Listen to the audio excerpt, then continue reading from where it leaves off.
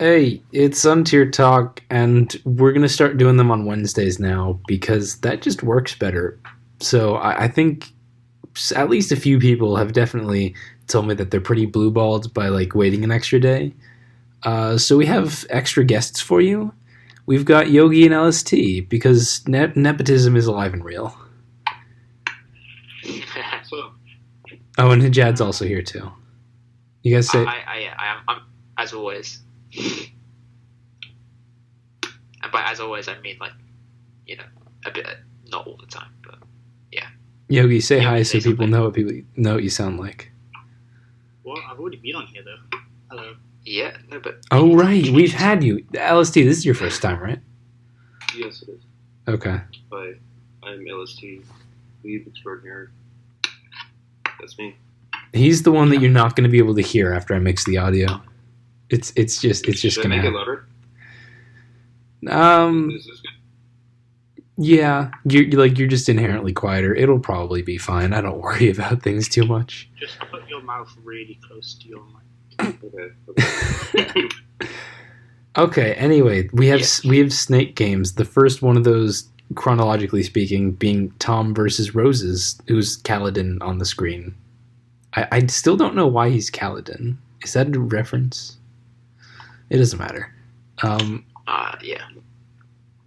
I think this one's kind of funny because honestly, I would expect Tom to be using Roses' team and Roses to be using Tom's team. Honest, honestly, you remember the meta way back when Persimmon was hit?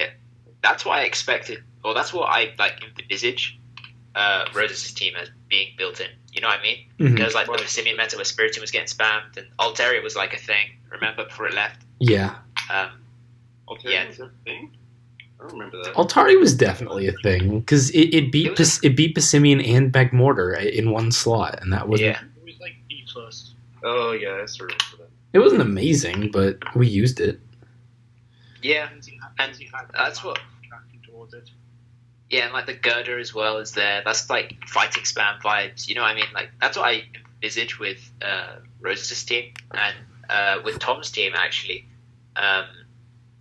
I played him in a tester and he kind of smoked me, so I was kind of impressed. Generally, like how it was composed, I felt like he like composed it quite well as like a balanced team. So it was going to be an interesting game, I think. Yeah, I like Tom's team without wanting to sound like I'm really tooting my own horn. It feels like I had a lot of influence on this in both the good and bad ways. The good being like, I like the Rock's offensive Tort plus offensive Reggie thing, and I know he kind of took that from my thing, but then he also ran with like a really fat, slow thing that's too focused on being defensive, which is absolutely my issue. Like I think the team's still fine, but it's definitely a little too far on like I'm just gonna be super fat side. that. Yeah, my only problem with it is solo fighting resist Sensu, especially when it's your like primary grass resist as well. Yeah, that too. And And be overpressured really quickly. that definitely comes back to bite him because his girder checks are not good girder checks. Yeah. You know, what came back to bite him was the fact his girder wasn't bulk up. What came back to bite him is he wasn't air slash. I've actually started running air slash on Orcorios. Is that because Yeah, you no, wanted Sam- faster games? Yeah, Sam was using air slash like this is a while ago now, but I remember Sam brought air slash pump versus me or something. So yeah, like genuinely now I have zero faith in Hurricane to hit a move. Like it's genuinely zap cannon to me 50-50. Yeah, it's scary. On Rose's team, it's also pretty weird. Like the pursuit girder stuff I get just fine, and then the rest of the composition is like a Spiritomb Altaria kind of faddish thing. It's It didn't end odd. up being pursuit though, didn't it? We can get into this. Yeah. No, it was pursuit. He said it was pursuit. He just Oh, didn't okay. use it, All right. but he definitely Alright, he interesting. confirmed it was. So it was Okay. CM Pursuit? On my No, the Floatzel was pursuit. Oh, okay. I thought you were talking about the Spirit Team. No, CM Pursuit sounds amazing. Yeah, they're both kind of like these weirdly fat and slow teams that you wouldn't necessarily expect, but I don't think either of them are terrible. I just think they're both pretty odd. I guess I'll just start playing it. You guys are going to have to learn how to do commentary while one person can see what's being shown and no one else can. It's pretty fun. I don't like screen cap, guys. Turn 1, the Sensu already gets knocked off and hard pressured, and I think that's a big theme of Tom, your fighting resists their problem. Like, legit, turn 1, the Sensu takes 70% trying to switch into a girder. Oh my god, the fighting resists. They're bad. It's not even Colbert. Yeah, it's not. And like if Roses had gone hard Floatzel turn 2 and just hit Pursuit, I think Tom would have lost. I mean, he did end up surprised he didn't do that later in the game too.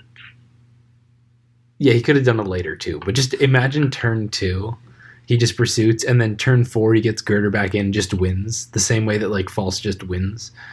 We could have had 2 games like that. Yeah, I think there's... Yeah. I don't know, just a straight thought. You like, I'm just gonna keep going through the game, but you guys, if there's any points you want to talk about, absolutely, just be like, hey, this bit's interesting. Well, I was more looking like turn 14. Sure. Like, personally, I would have. When he switched out with Gerda, I know we found later that he's a toxic set. I would have just toxic to Gerda. I know he could have drain punched, but putting as much Drain punch the Gerda. Hang on, so I just sped up to turn 14. Roses has lost the Mudsdale and the Spirit Tomb because Tom's offensive Regirock kind of went in, and then Roses knocks off the Torterra. This is what you're looking at? Yeah, I mean, turn before when he switched out with Gerda, I would have just toxic and put as much pressure on the Gerda as possible. Because from there, Lantern plus like what? Reg. Oh, okay. When well, the Lantern, at that point, the Lantern is like dead. Like, I think he's worried about the Floatzel late game, so he wants as much health on the girder as possible. Yeah. Okay. So Tom has his girder in on Rose's girder, and I fucked up getting this turn like 5 times. Tom has his girder in on Rose's girder, and instead of opting to toxic it now, deal with the fact that he has guts, but like get the chip damage, he just goes hard out to Torterra. Yeah. Or even knock it off, because the thing is, the Floatzel's going to be choiced.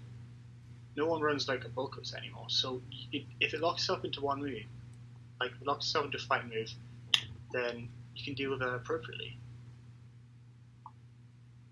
Yeah, but I'm just saying, at that point, the Lantern was too low that it wasn't going to be able to deal with the Floatzel, so I think he was just worried about that late game. Yeah, at this point, the Lantern is at 44%. Banded Floatzel is definitely going to be killing it after a round of rocks, so I understand the desire to preserve the Girder's health. Honestly, the better thing might have been maybe you have the full health Regirock and like the Scarf Sandslash. You could probably toxic the Girder and then work on preserving those. I don't know. That would have been a really tough way to play it, but maybe better in the long run. Yeah, probably a bit better than what he did. Yeah.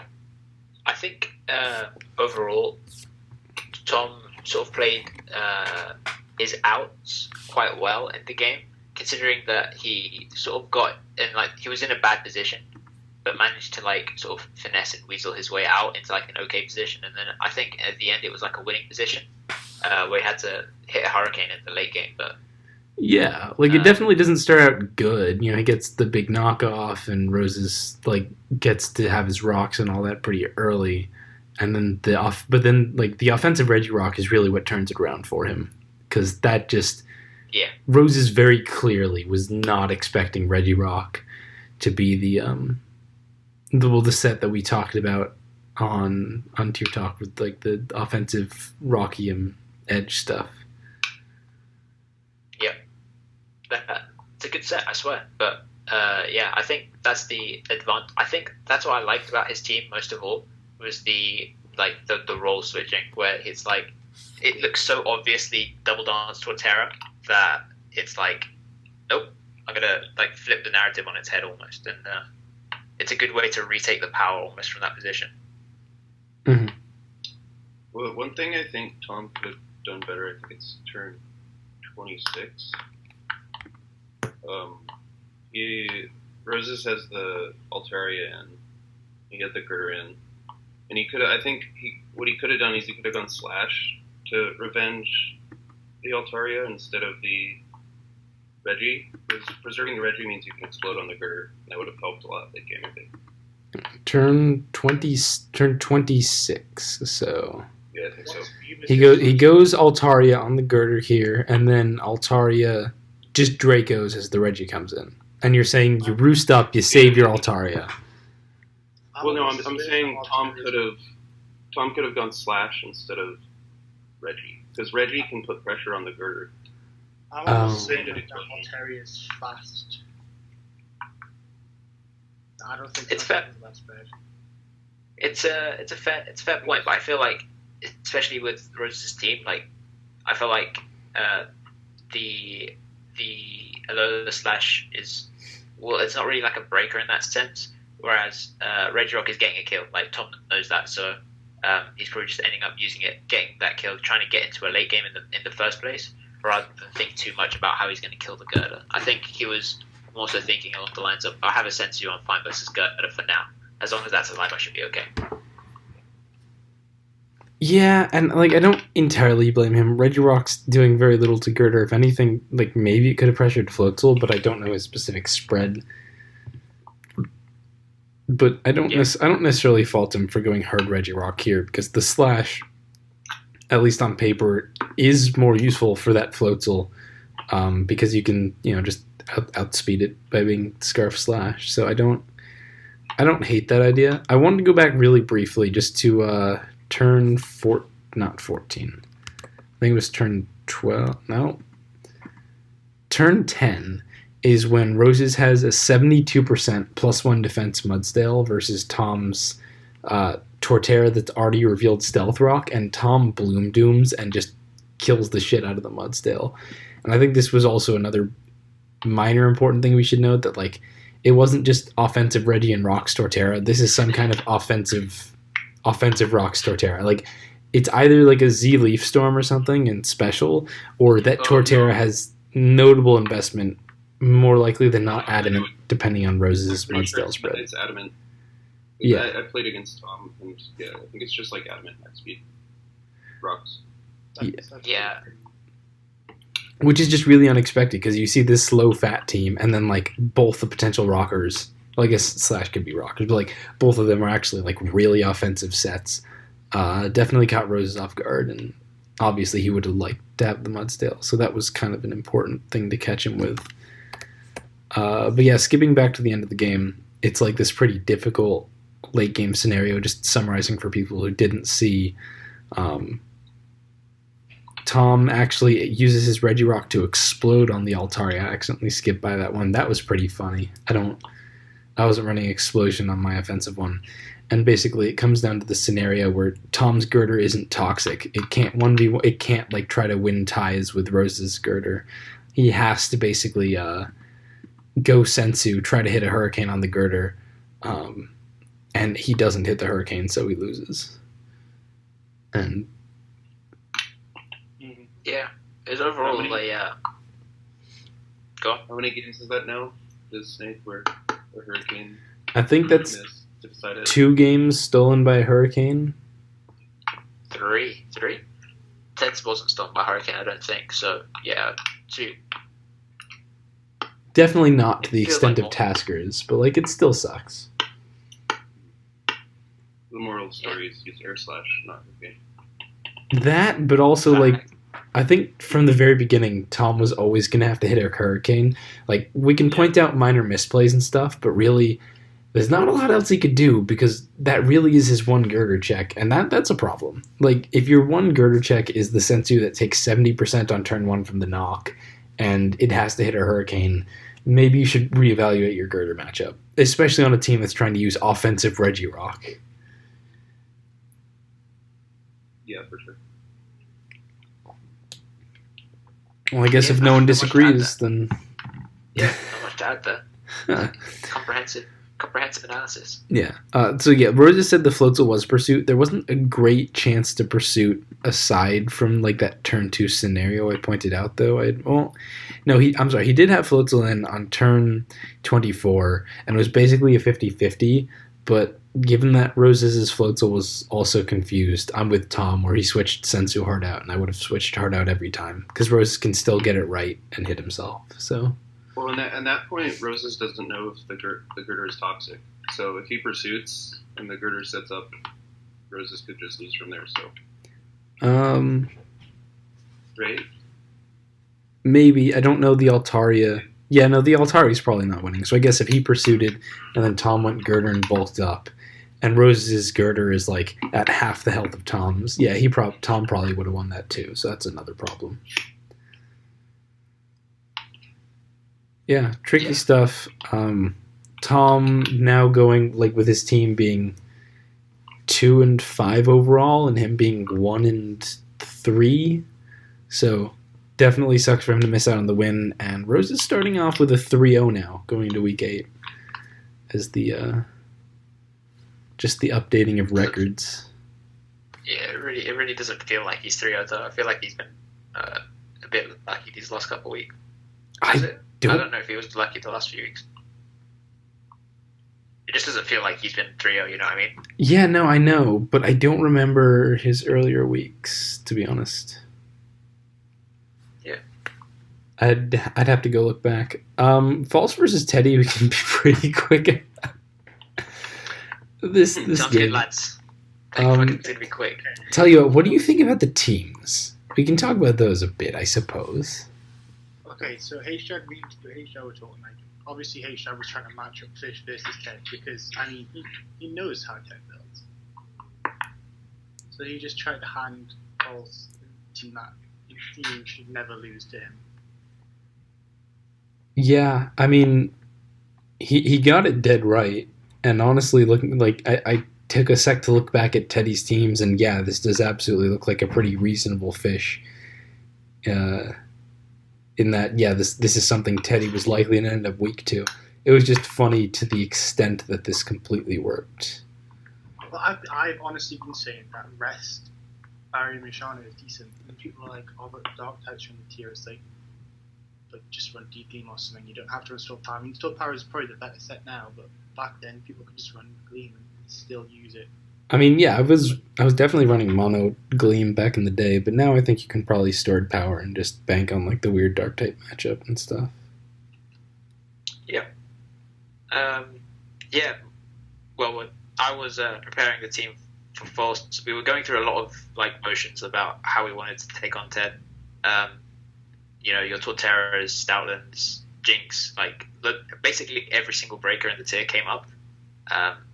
And it kind of felt like they were all inconsistent in a way, but we knew if Ted didn't bring a dark type, Mishana was going to go in. Like it was a reasonable assumption to make, given how Teddy's teams sort of play out, and it just ended up working out for us. I think the rest of the team is also kind of designed to be like not liable versus Ted. Generally, like we're using a Scarfer that can trick its Scarf away. Torterra is obviously a really offensive rocker. Dramp is obviously a big breaker. Jellicent is offensive, and Absol is also like famous for being a ridiculous breaker. So, yeah, I think overall our team prep was pretty good this week. Yeah, it just totally worked out, and I don't hate Teddy's team. It's clearly got that like breaker pivot. I'm gonna outplay False vibe, but he was definitely lacking in the anti-really fat setup sweeper checks, which, to be fair, is not something we've had a lot of. Type Null's not really in favor, Clefairy's not really in favor, all that kind of stuff. So yeah, Type Null came up as well in my head at least. I don't think I told False this, but yeah, Type Null definitely came up as like a thing where we could run like Pursuit and then potentially do Ted over that way. But yeah, this is I feel like Type Null is just sort of a bit more liable versus like big physical breakers. So like Aggron, Stoutlands, like you leave yourself a bit open to those. So I just ended up like thinking it's probably not worth the support that you end up giving it. Whereas Mishana, if it doesn't matter if you bring fucking like the the most ridiculous physical breaker or the most ridiculous special breaker, it will still win game. It's just the dark type is the one thing that you need on. Yeah, real brief just on the records update. I can't actually pull up the record sheet because I have that only on my computer, and going to access that would mess up screen cap and stuff. But I'm pretty sure this leaves Teddy at just a 3-3, I think. Teddy's 3-3, and I think this makes False 2-4. 3-3. Is he also 3-3? I think they're both 3-3 now. Yeah. Okay, I really wish I could pull this up. God damn it. One of you guys could get it, but I know False is 3-3. I think because he beat Gary, Ted, and somebody else. He should have beat. I can't remember. But yeah, he beat somebody else, so he's 3-3. I don't know. And then Shrug was the only other person who lost on our team. Yeah, so, he definitely hasn't played every week. Any last thoughts? I guess LST. There's not much to say on this game. It's yeah. I was thinking that Teddy's team, if you wanted a perfect snapshot of the meta before shifts, this is exactly what the meta was like. Yeah. Yeah, it doesn't look super... it's not even Tort. Thinking about Torterra, really. Yeah, it's just Vic, Eel, Muds, Scarf, Primate, Filler. Yeah, for sure. Okay, someone's making these crazy cracking sounds that I'm probably not going to be able to take out with how little I do on this, so... Yeah. Maybe don't. I have no idea what that is. But moving to Ziri Gatot, this is definitely the weirdest game. This is just, I don't know. The cursed site that lives on. Yeah, Gatot still isn't trying to really gimmick people, but he's got a Scyther, so that's a shitmon. Nah. Scyther is a gimmick. Let's not get it twisted. Scyther is a complete gimmick. D rank at best. You guys want to go in on the teams a bit? Because I feel like there could be a lot of varying opinions on all this. Yeah, sure. I meant the guests, you idiot. Oh, fine. Let them talk. They can have their fun. I don't like the fighting matchup on Ziri's team. Would be my biggest concern. Haunter is not a fighting track, really. And Quillfish gets knocked and then dies quick. Well, not this one. This is a Z move Quillfish, but yeah, no, it's not really a girder check at all. And Primate even more is scarier, I feel like. It almost ended up being really bad for him late game.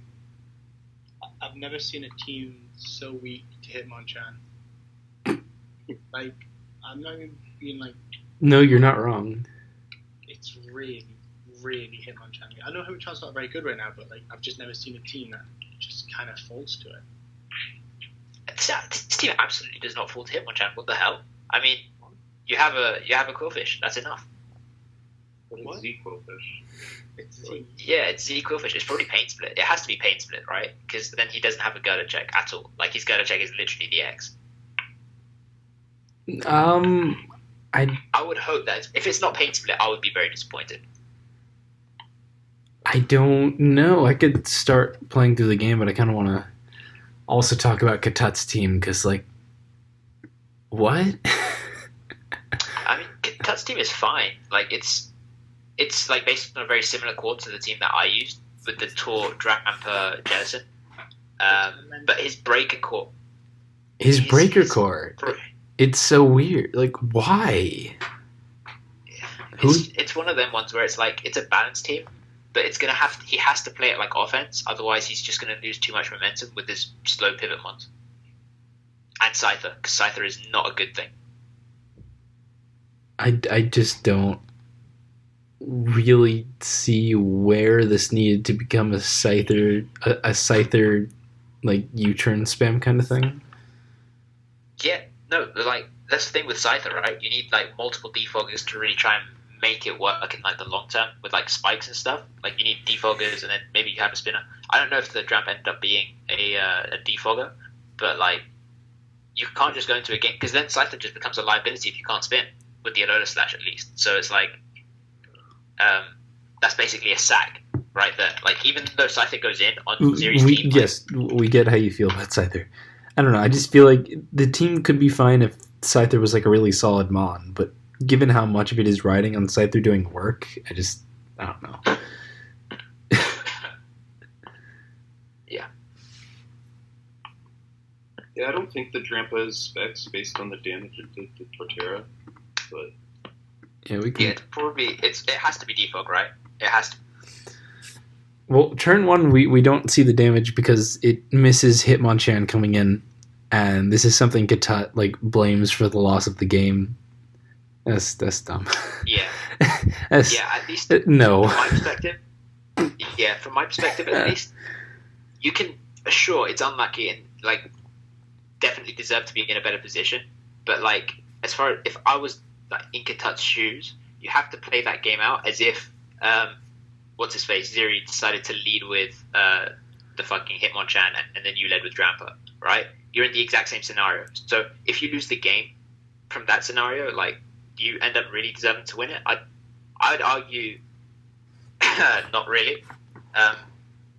If your game plan was that hinged on hitting a Draco Meteor turn one, like you probably needed a bit more of a advantage there. Just well, he worked himself into a winning position. That's the thing. If you get to a winning position after, and then you're still like, but that dodge though, then that's fucked. Because you had a winning position in this game anyway. So that's all. I thought I would bring up that idea. But this is kind of what was the word I was looking for? Just kind of a weird, I don't know, just a weird trade where by turn 5, Katut like tries to Bloom Doom the Quillfish, and then the Quillfish responds by Sub-Zero-ly slamming the Torterra just out of nowhere. That was funny, because Ziri's team does have Torterra problems. Like, Woodhammer is just going to keep claiming lives over and over. So I get the tech. It worked. That was a moment. Claps for the... That was a moment. The game. Congrats to the Ziri Telenet Core for coming up with a thing that, yep, I get it. No one else wants. Okay, I'll keep driving forward. Yeah, I mean, to be honest, that core has like really gone super well now. I think Ziri is like 5'2" or 4'3", something like that. I feel like he's 5'2", and we'll get to it because his record is like really fascinating to me. The downside of the trade, though, is that you just lost your Quillfish for doing that, and the team is really Primeape weak. So, like, now your stop to Primeape is just the Scarf Haunter, so things are definitely going to get a little dicey. But nice. Yeah, Drampa's probably not specs, like was said. It only did 87 to Torterra, only. So... Yeah, it has to be a defog set of some sort. Like it has to be, right? I would assume. It's like Barry or something. There's not leftovers and it's not Z. Yeah, I don't know that we saw it. I'll keep going. The one turn I really hate is turn 13, where Ziri gets the Haunter in on Katut's Jellicent and goes hard for Gleam trying to catch that Drampa. That, like, admittedly, yes, the Drampa's at 79. If you Shadow Ball, it's going to live. On the other hand, if Haunter died, then Scarf Primeape was just going to win the game immediately, and he lived Hex. And the Torterra is dead. That was presumably Rocks. So, like, it kind of worked out. But good lord, that risk. Yeah, and you also have a full health Cryo and Hitmonchan to go to if he goes Drampa. So yeah, I don't really think it was worth the risk. That's just a terrifying play that, like, well, I'll get back to it because that's going to lead into what I want to say later.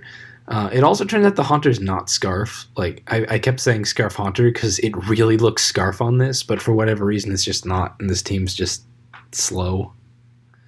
Yeah, for me, in my perspective at least, because the Cryo and the Hitmonchan, obviously there's like a spin mind game there.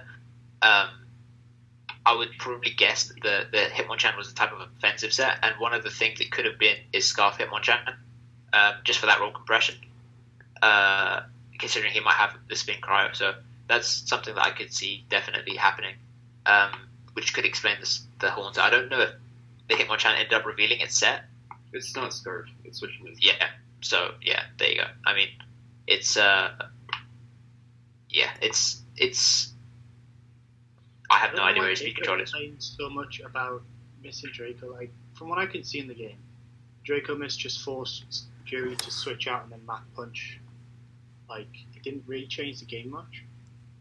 No, and at this point, Katut should probably win this game. At this point, he was in a winning position. For sure. Like it's not completely free and easy, but at this point, I definitely favor just Katut's chances. But it kind of immediately goes wrong. Like he gets the Scyther hard chipped, and then he makes the good play of catching the Haunter, but then the Hitmonchan kind of won. Like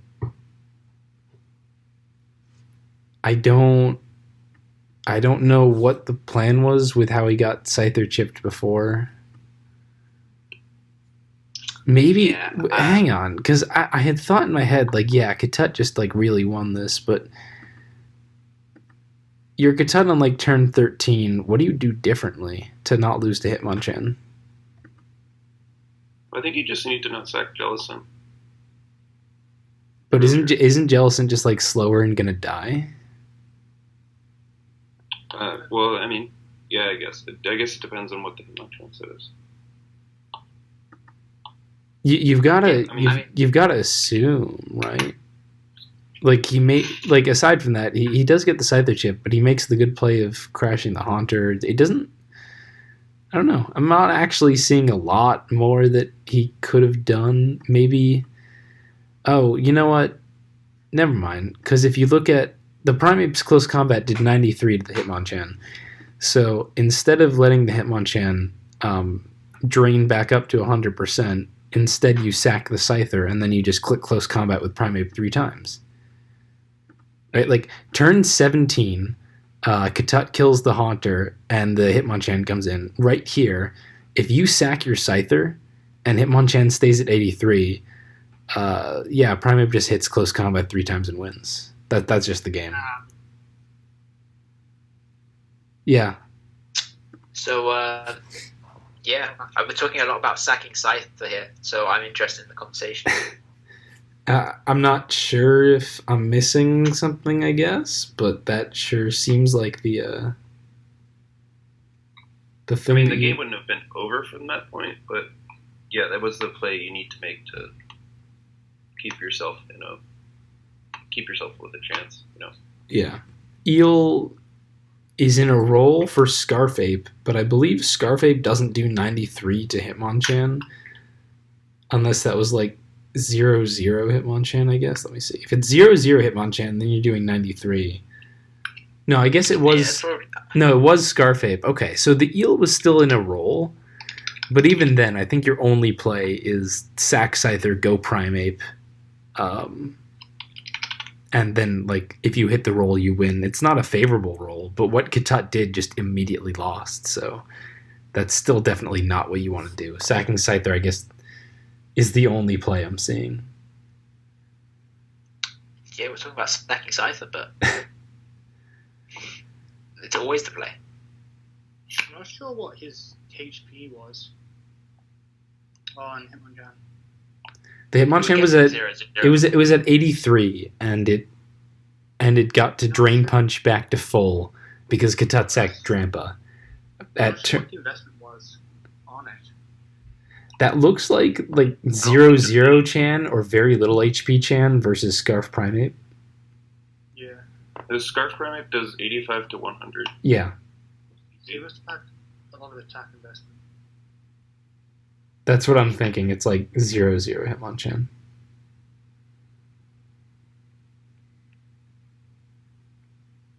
Yeah. Okay. I mean, I thought that, I don't know, that might be interesting. So, yeah, Ziri ends up taking it, and at the point that we looked at it, yeah, maybe Kata didn't have like the most free win. Maybe it still would have been an eel roll or something. But even then, at the earlier point, the biggest issue is definitely you had this Jellicent that was at 88% and it was your Hitmonchan check, and then you wisped an eel with it and got it volted and then left it in to die to Haunter. That's a problem. And this plays into, Zeri is now 5-2, tied for best record with Soulgazer, but Soulgazer's not playing the last 2 weeks. And yet, the last 3 weeks, Zeri has gotten his opponents, like, choking real bad in games that Zeri definitely might not have won, which feels weird, because I'm not saying Zeri's been terrible, God knows, and they've definitely improved from, like, the really rocky 0-2 start, the Zeri Clinic core. But it doesn't feel like a really dominant or strong top record, if you know what I mean. It just feels like Zeri's kind of constantly doing fine and kind of getting stuff handed to him. And it's still like, I don't feel like he's a strong leader of the pack. Some of that is definitely because Teddy's been unlucky and should definitely have a 5-1 record if he just hadn't been unlucky. But also, it just doesn't really feel that strong right now. Yeah, I'd say the thing with Zeri at the moment is that he's just not playing as badly as his opponent, and I don't think you can necessarily blame him for that. Almost like you can only beat what's in front of you at the end of the day. So if you manage to catch your opponents on off days, like, power to you. You have to still put yourself in the position where you can make the chokes happen, or what else have you. So I personally put quite a lot of praise onto him and Selena, especially considering that it could have been very easy to give up after the 0-2, but they stuck at it and they tried to make it work. So I can appreciate that a lot. Yeah. You guys have nothing to say with okay. Yeah. That's fair. Katut also. Katut is, I believe, 3-4 now, and 2 of his wins have been super sus. And I'm gonna keep saying he needs to go back to cheesing people, because trying to win regularly is not his forte. Go back to the yogi strat. Hell yeah. He needs to bring the yogi strats. Yogi plus Katut might be a legit core. I might buy that for fucking next PPL. Why would that be in your team? True. Yogi, your mic is so quiet all of a sudden. I don't even know what you did. Dude, my mic's shit. It's true. like £10. At least you're talking. Yeah. I'm just kidding. We love you anyway, LST. Yeah, LST. Love you too. Rise of Tasker is probably the best game of the week. IMO TBH. Sure, why not? There are no rules. You guys want to talk teams? I really like Tasker's team a lot. I think Untier is pretty good right now, especially offensive. And it's a great Torterra check. So they had 4 or 6 out of the same months, so it was an interesting. Yeah, they clearly went a lot of the same way in their construction, and even the mons that are different. Like, there's clearly a Stelland analog for Ryza, that kind of thing.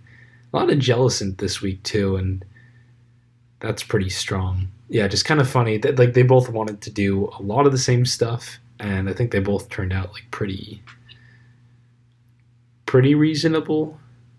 I'm hard pressed to say that anything's too ridiculous of a weakness for either of them. So that's a plus. I don't know. I keep trying to get you guys to, it's fine. I just keep totally misreading. We can have more chat and then not. So I'm starting this game. Ryza's also got the Silvally poison. I feel obligated to point that out because, 1, it's different and kind of interesting, and 2, this is not where I would expect Silvally poison. You know what I mean? I'm not really sure what's. I've seen a lot of Silvally poison recently. I'm not really sure what's. So Ryza's not. Ryza isn't really all that Victory Bell week, and But like, yeah, it's kind of just doing the fighting resist thing like Silvally Fairy, but it actually checks Victory Bell. And I guess if you had Silvally Fairy, then yeah, it'd probably be 2 Victory Bell weak. But it is still kind of weird. I don't know, just a very different take, but it kind of does feel that last Mon role, like how he needs to. It's just odd.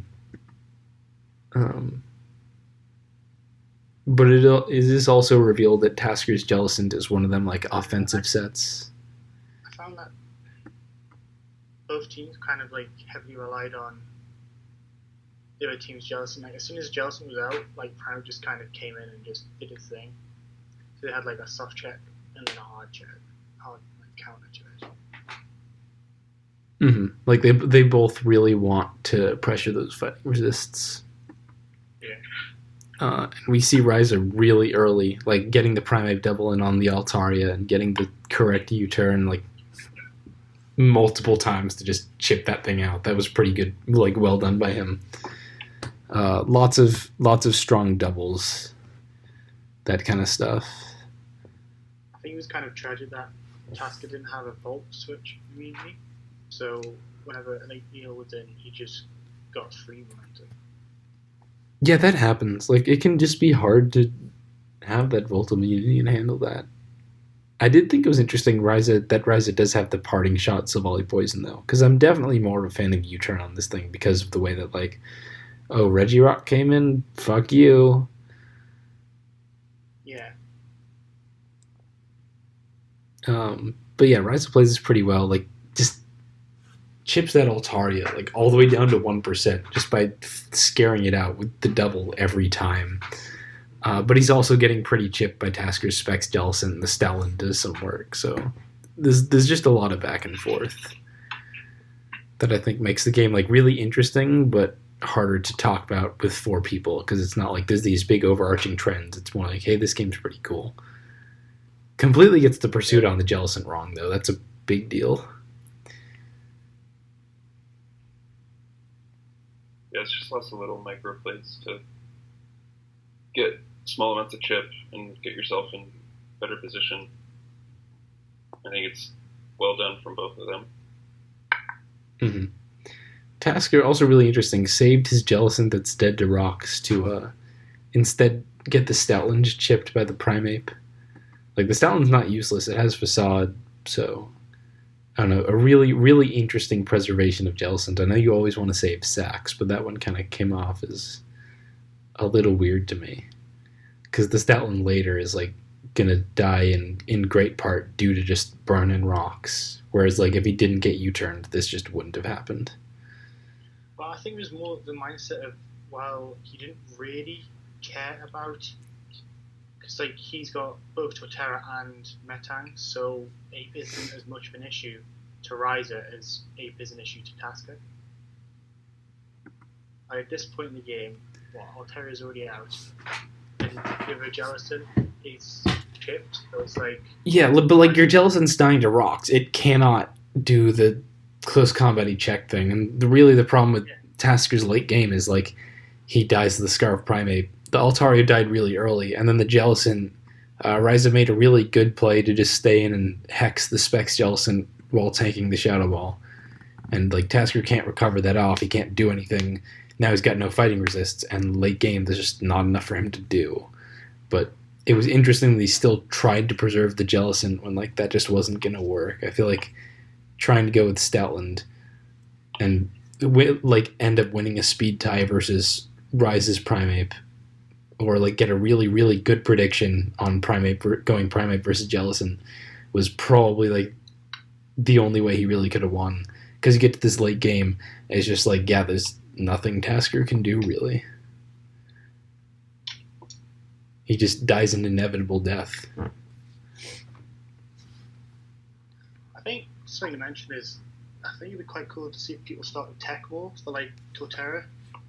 Like, I can imagine people running Ace Punch on Primate because you can't revenge it with CC if it's a rock poly set, if it's like near full.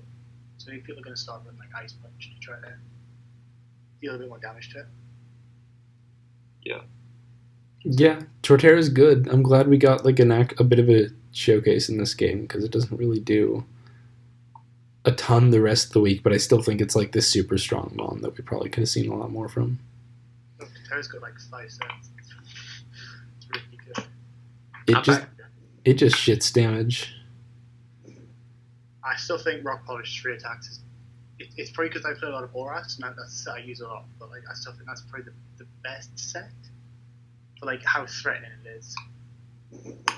Yeah, offensive Torterra is super hard to ignore in terms of like offensive threat. Like the only thing that really walls it are like pure grasses. So yeah, like the tier isn't generally like leaning towards grasses in general in terms of like popularity. So it's like Torterra is a huge threat.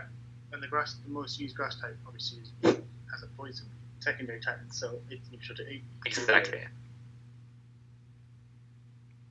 Yeah, I think Tort struggles like being, I guess, revenge killed by like Primate if there's any chip on it. So that's like making sure that you can just sort of trade it out is probably.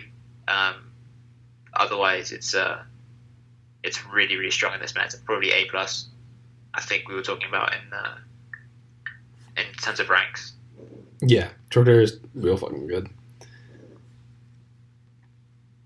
And okay, I guess we'll just go into game 5. That's fine. Keep it fast. Not gonna have a crazy long Untier talk. Sam versus Soulgazer. This one's also got the double Torterra, also got the double Jellicent, also got some double Regirock action going on here. Just a lot of people like ending up going for the same ideas. Yeah. Regirock was such a weird core, isn't it? Yeah, but like you want to run the offensive Torterra. There's not a ton of other rockers. Yeah, Reggie's like the only one that fits. Sort of. It's weird. Mm. Someone's still doing that clicking, but they just shouldn't. I can't do anything about it. Just please, for the viewers. Because fuck knows I'm not editing this. I don't care about you guys that much. Yeah, just interesting stuff. Sam has the pom-pom that's always scary if you're going to have to hit some shit. But other than that, it's also like the fattest team I think we've seen from Sam by far. He usually runs offense, so it's kind of weird to see it. He usually runs like Hail or Girder offense. Yeah. He's definitely one of the bulkier teams he uses because I think he's the same as me. He just doesn't quite have the patience to want to run like balance. Because I get bored after 10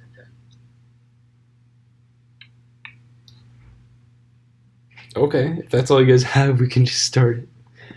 And Yeah, it's quite interesting to see Leafeon on the team because obviously I didn't know what set it was going to be. I thought maybe it was going to be like a support set. Because it's a really good like Torterra check as we were talking about before, being a pure grass type. no, yeah, grass. It's more of a grass spam type thing though, which I think is super cool. Yeah. Yeah, I think Leafeon actually is pretty underrated as a turret check in general. I think, especially with the recovery and ability sword stance, it's almost going to be like a much better than what it was previously, especially considering Skuntank itself like just isn't that popular at the moment. So I could definitely see more and more Leafeon getting used just as like a way to offensively check Torterra without like giving up too much else. Mm-hmm. It's quite fast as well, so it's like it's not all bad for it for sure. It's really improved in this meta. Yeah. He's got the whole dual grass thing, and it's cool. That's my professional opinion. Yeah. Going into the game, we automatically see like, hey, Soulgaze's Jellicent, that's gonna be pretty good. Like it just starts off, I'm gonna burn some things, I'm gonna do some chips, and that's kind of like the defining thing is less even the grass spam is just automatically. Jellicent's really annoying, and it does so much stuff all the time. But having said that, I think we get to the most important part of the game.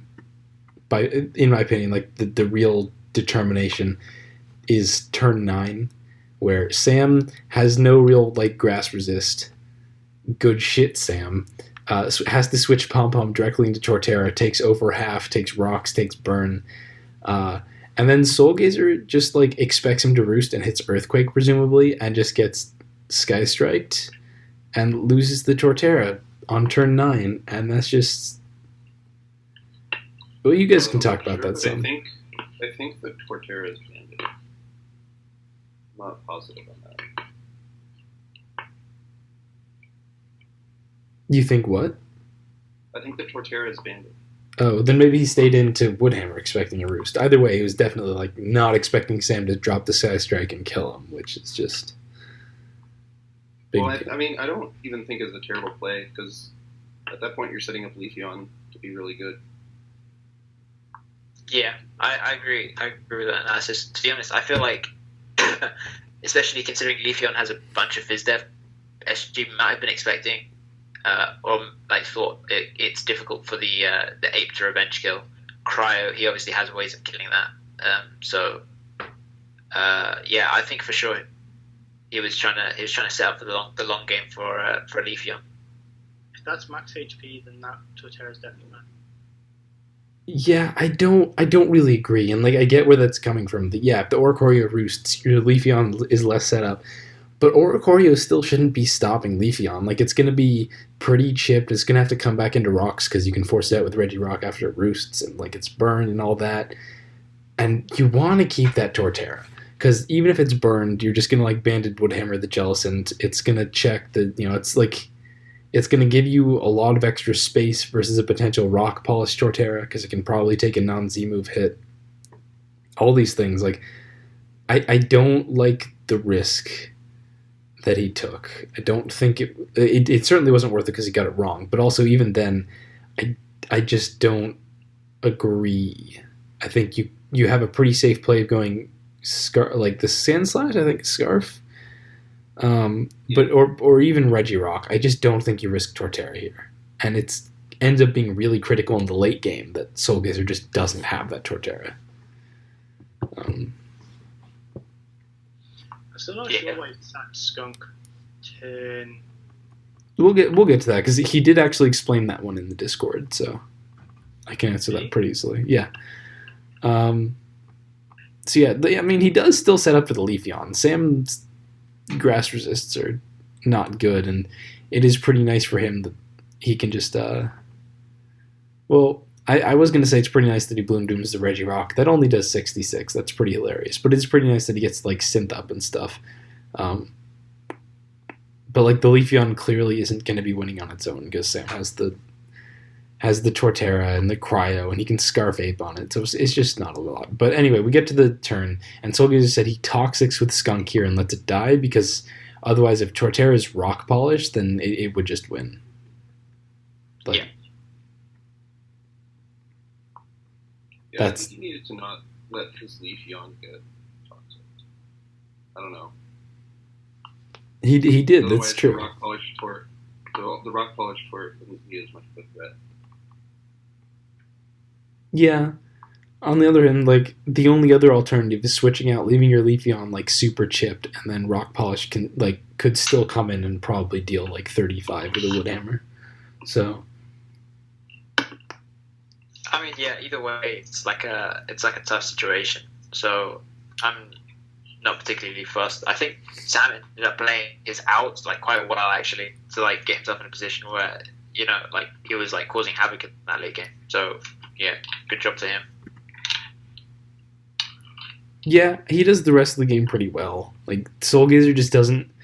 They both have pretty Torterra weak teams, to be honest. Like, Soul Gazer's option for the Torterra is just going to his own Leafeon and stalling it out, which is just not great in general, but also the end game is just not going to be super great for him. I have no idea what you guys are doing. This pops and cracks, and someone's been breathing. That was my bad. That was me opening a folder. So yeah, I'm sorry, guys.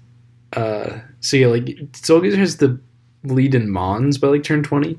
But with what Sam has left, with this like offensive Jellicent that just kills the Regirock, and then you've got your Cryo and your Ape and stuff, this just Soul Gazer could have won if he played it absolutely perfectly and got everything right.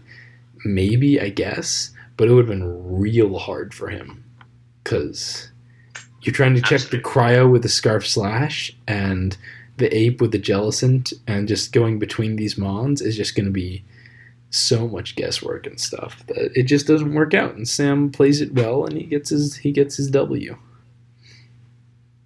Yeah, congratulations to Sam. I think overall, though, like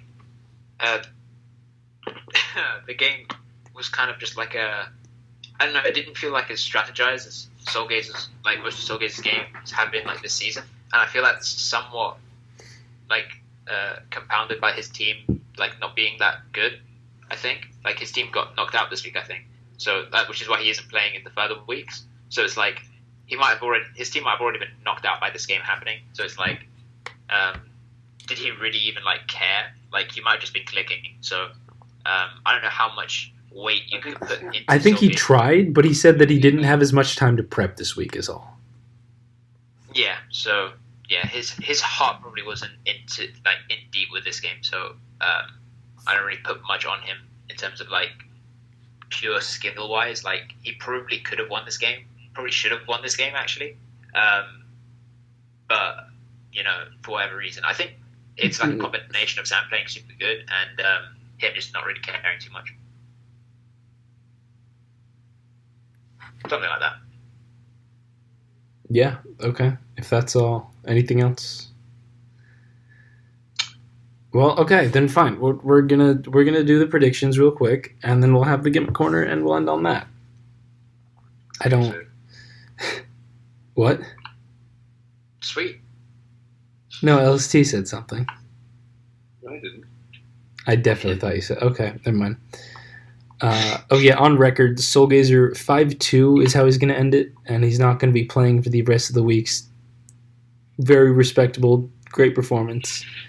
And Sam is, I believe, I want to say he's 3-3 now. I still have the sheet, but I'm pretty sure he's just gone even, which, like, yeah. Which is nice. Anyway, Tasker versus Roses. Probably the closest game in my opinion. Rose has been pretty strong, getting some good specs builds. Tasker's doing his Tasker stuff. So Yeah, I feel like Tasker's luck surely got to turn around. Like at one point, it's got to change. So I'm in favor of Tasker. So I think yeah, Roses. meta stuff. I think if he uses more off meta stuff, he'll catch Roses more off guard. Yeah, but Roses doesn't know what meta is in the first place. I feel like using off meta stuff versus like tour players doesn't generally work as well as people think it might. So I just generally think if he just brings like hard offense, like hard Tasker offense, like something that he's really comfortable with, like he'll do fine. But generally, yeah, I think that's like a misconception. Like people who aren't invested in the PU meta, generally they won't have any like, I'm scared of this mon because I don't know what it does, because they don't know what anything does, if that makes sense, like on a much more micro scale than that, but you know what I mean. yes. Yeah. Yes. It sounded like you were about to say yes, and then you just petered off. Like, yeah. Oh no, Yeah. that's just a northern way of saying it. Okay. Teddy versus Tom Holland. I think Teddy is more likely to win that game. What a shocker. If Ted doesn't win, I would be quite surprised. I think Tom can win. Of course he can I just win. created, Of course he created can the win. blueprint It's to just beat that. Ted. What are you gonna expect? Like, is it more likely that Teddy's gonna win? Yeah, I mean, sure. But I gave him the blueprint. He saw how to beat Ted last week. Maybe he should Bring should try some of that. lead with This week, barrier duocean just 6-0. Yeah, why not? There are no rules. Sam I Am versus Katut. What do you guys think about that? I think Sam. I favor Sam. Yeah, especially when, like he played this week really well, and Katut did not. I don't know. This game's a weird one because in one way you could favor the Katut by saying like Katut's like dirty offense style. Like it matches up well versus Sam, but like he's been bringing more or less like the same sort of like standard balances with a gimmick mon or so, and it's just not been working out for him. So I think Kitan might try and something back, like bring a team style or something that is more like off field. So I don't necessarily trust Sam to like cover every eventuality. So I don't think the game's going to be like super one-sided, but I do think Sam has like an advantage. Okay. Yeah, I concur that. Anyway, Ziri versus Star. Oh boy. I don't think I could call this one personally. I'm gonna probably favor Ziri because I mean it's just safer. Who knows how hard Star is gonna try? Star did win the. So on Star's team is out. He's actually coming in over Soulgazer. So I agree that like if he kind of just brings his old like I1 PO Open with his teams and Ziri's got some new like Ziri Telenet stuff, then that could definitely be something huge for Ziri. On the other hand, you asked me who's the stronger player. It doesn't even matter the snake records and stuff. Star is Star. So I kind of want to favor Star as long as he gets like anything newer, just because he's really that strong of a player. Yeah, I think for sure, basically that, like, if Star has anything new, I think he's probably like slightly in the advantage to win. But if he brings old stuff, like, I can very much see a Ziri or Telenet like just picking that off with their team building skills. So yeah, it really depends. Well, only one more, and that is False versus Ryza. The battle of people who've just kind of fallen off real hard. Ryza did get the win this week over Tasker, though. And False got this week over Teddy. So they both have a little bit of momentum going into this, but it's obviously it's tough. Ryza because we know who's built the False. So. I would probably favor Ryza. Just over the course of the tour, Ryza has misplayed less than False has. Yeah, I mean, I think False will 6 Ryza. No bias. No bias, not just a little bit of bias. No, absolutely no bias. We aren't biased over here. Oh, I hope you lose. That's a good thing that we won't lose. Very confident coming from you, Victor. Always confident. Why how not? much money There are no rules. How much money would you put down on False beating Ryza? How much money would I put down? Well, that's a relative question. How much money is there to gain? All right, that's the weakest answer I've ever heard. He's not supporting his player at all. So why don't you just give us a gimmick and we can just forget about this pathetic response? No. £10 at Ziri wins. You put £10 on Ziri. Really? Ziri, as in Ziri versus Star, as opposed to the... No, what the fuck? Sorry, no. I put £10 on Ryza? Ryza. I don't know why I said Ziri. I'll put £10 on Ryza. £10 on Ryza. You put £10 on. Right. Yeah, Right. Yeah. I would not put any money on because I'm like. Why don't you try to make us forget that this happened with the gimmick, because you can't talk your way out of this. Sure. Okay. Right. So my gimmick this week is called Yogi's mom. Okay. Let's just end this podcast. Wait. No, I got a good okay. one. All right, go for it. It's a sub SD Torterra. Sub SD Torterra. Yeah. Is that like Spadef sub? Or A bulky sub. It can be Spadef, it can be Fizdef, doesn't matter. Alright, yeah, that sounds like a cool set. I mean, we even saw it this week. Like, a lot of the ways I've found people are trying to deal with the Torterra is the, like, just toxic it with the Reggie or with the Mudstale and then try to switch out, install it out. So if you can sub up on that, get SDs off, it can really break balance really well. I can confirm if a Torterra sub versus my toxic user, I would probably just forfeit. So there's that. Yeah. My actual gimmick, which is actually called Yogi's mom, is a choice specs executor because Yogi's mom has 3 heads, but also actually it's like it's actually a pretty decent specs breaker at the moment, given that it has sort of defensive utility now, given that it checks towards Terra, and generally the spec set is super good at like staying alive because it has stab Giga Drain. And yeah, obviously Leaf Storm is super powerful, of coming off of like 125 special attack, so it's like, and you can beat the Assault Vest like spam ones with Sideshow. Just in general, I feel like the meta shifted towards Executor, especially with Scum Tank dropping off in usage. So that's definitely a thing. Also, I wanted to have like a quick shout out for another one, which is right here, Gorgeist, because Gorgeist is underrated. See, I get the Eggy. Like, a lot of things really go in Eggy's favor, having, like, defensive presence to beat something like Torterra and lots of Regirock and Jellicent and AV Eels, but Gorgeist is a really gross mon. That's just, I don't know. Gorgeist spams Leaf Seed and Wisp, and as we know from our experience with Ferroseed, that is broken. Ferroseed, classic user of Will-O-Wisp. Yeah, classic. Always used it. Always loved it. Okay, I've got one. Go for it.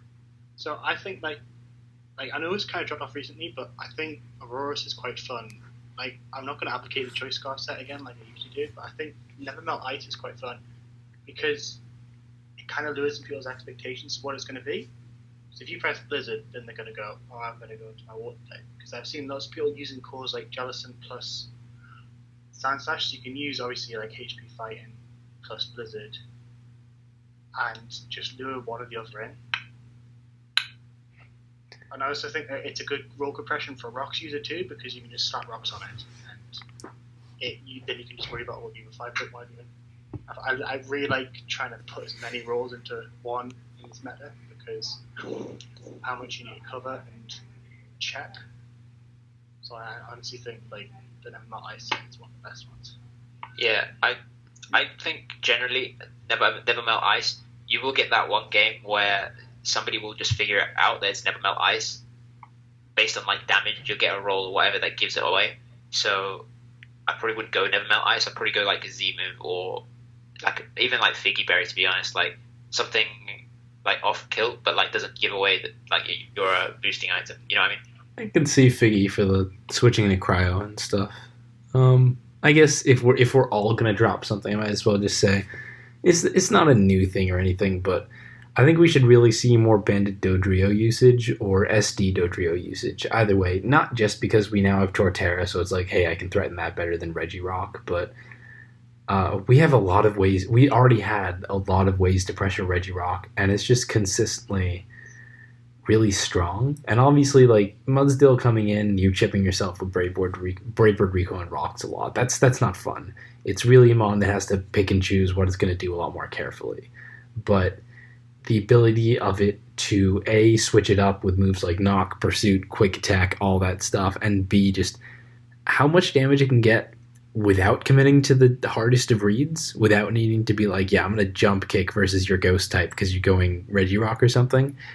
I feel like a lot of the time you don't have to commit that hard to get the most out of it, whereas in past metas, you really need to be like more precise about calling out their Dodrio switch-in coming in. It just feels really effective right now, and Pursuit Trapping obviously busted. So, oh yeah, classically busted. Yeah, I think that's about it. It's also fast. Yeah. It's been a good one. Thanks, I like Dodrio. Thanks guys for showing up to the podcast. Sure, no problem. I apologize to all of our listeners that we've done this again, but we're gonna do it next week too. So, I'm sorry in advance.